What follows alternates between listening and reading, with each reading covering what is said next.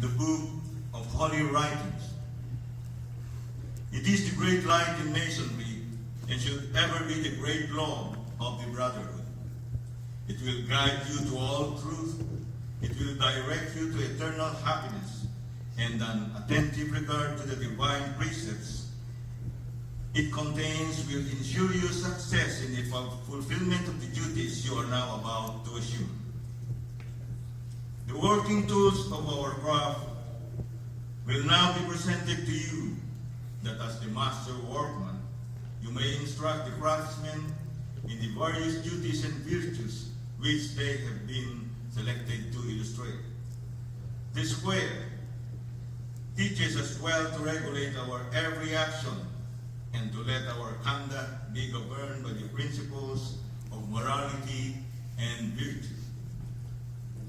The compass teaches us to limit our desires in every station and never to suffer our passions or our prejudices to become the masters of our judgment.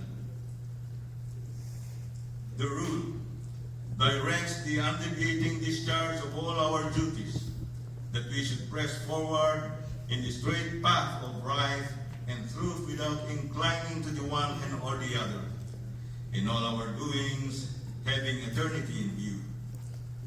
The plum is an emblem of moral rectitude. It teaches us to avoid all dissimulation and to pursue that honest and upright course in life, which will tend to our elevation in the higher realms of immortality. There are still other important things which you will receive in charge.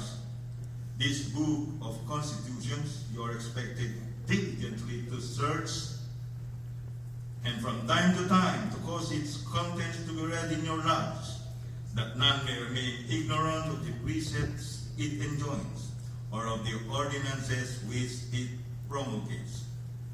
This book contains the bylaws of your lives, which it will be your special duty to see carefully and punctually executed.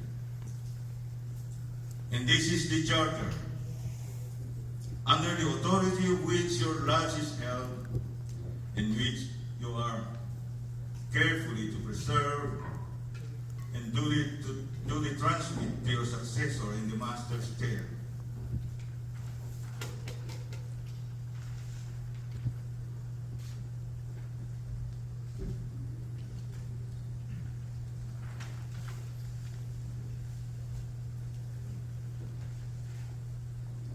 Brother Master